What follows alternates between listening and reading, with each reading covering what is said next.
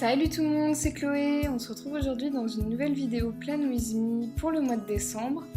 Je vais vous faire une petite repasse du mois de novembre avant de commencer. Donc comme vous vous souvenez peut-être, j'avais choisi un thème plutôt fleuri avec que quelques pages, donc mon monthly, mes heures d'intérim, et je m'étais arrêtée je crois sur la weekly, la première weekly.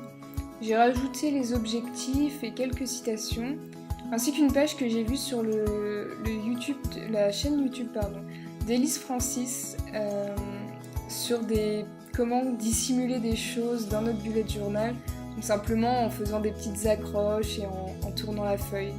Je vous mettrai sa vidéo en barre d'infos. J'ai aussi pas mal modifié mes weekly parce que je cherche encore une nouvelle façon de les mettre en place. Voilà, je suis pas fixée sur quelque chose pour le moment, donc je cherche encore et toujours.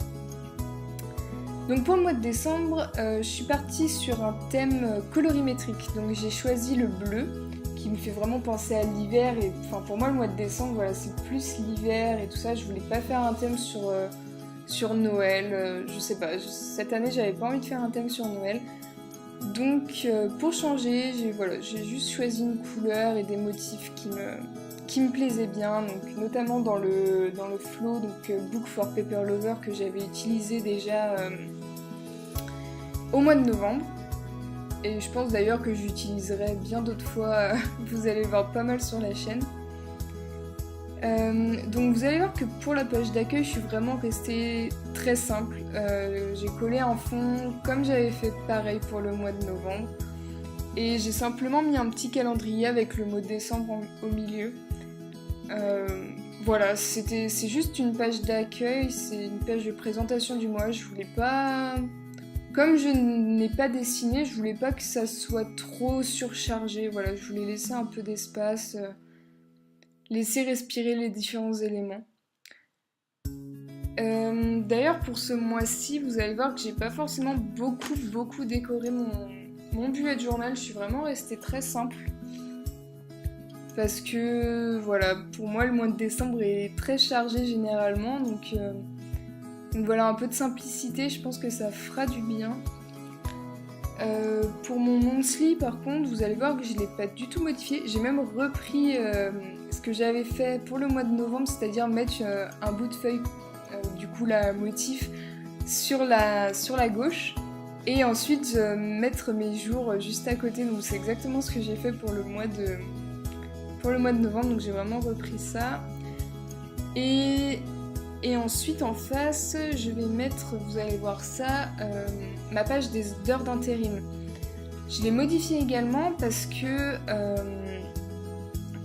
qu'en fait, c'était la première fois que j'utilisais au mois de novembre, et je vous avoue que du coup, je l'avais fait très simple, j'avais juste noté la suite, les différentes heures.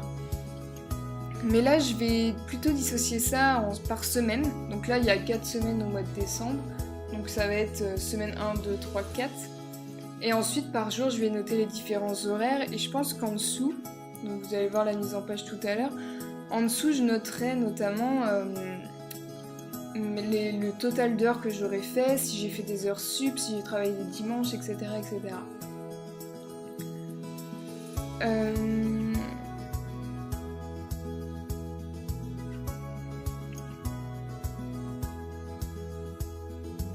J'ai également repris ma page budget que j'avais supprimée au mois de novembre, et donc là j'ai complètement modifié dans le sens où du coup j'ai dissocié mes entrées d'argent, les dépenses mensuelles, donc c'est les choses qui tombent tous les mois, donc ça peut être le loyer, l'abonnement internet, l'abonnement de téléphone, l'abonnement de Netflix, etc. etc.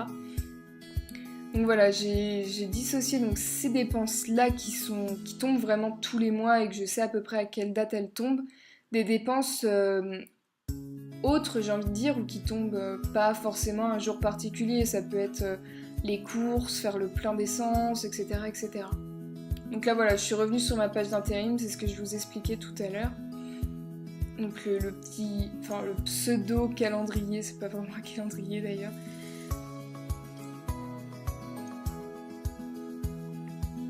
Donc Donc voilà, j'ai chaque semaine, et comme je travaille pas le mercredi, donc j'ai ce jour-là qui n'est pas noté. Et en face, en fait, je vais écrire simplement mes horaires. Et en dessous, je mettrai le total d'heures fait dans le mois, et puis voilà ce que je vous disais avec les heures sup, si j'ai travaillé le dimanche, etc., etc. Et comme l'aquarelle me manquait beaucoup, je me suis dit que c'était l'occasion d'en remettre un petit coup en bas de cette page. Mais voilà, toujours en restant dans le bleu, donc comme vous pouvez le voir, déjà ma page budget n'est pas du tout décorée, mais ça c'était comme ça avant, et je pense que ce sera toujours le cas parce que c'est une page que je veux garder très sérieuse. Donc voilà, on arrive un peu à la fin de cette vidéo, vous allez voir que je vais coller quelques dernières petites choses. Moi je vous souhaite une excellente journée, je vous dis à très bientôt dans une prochaine vidéo. Bye bye!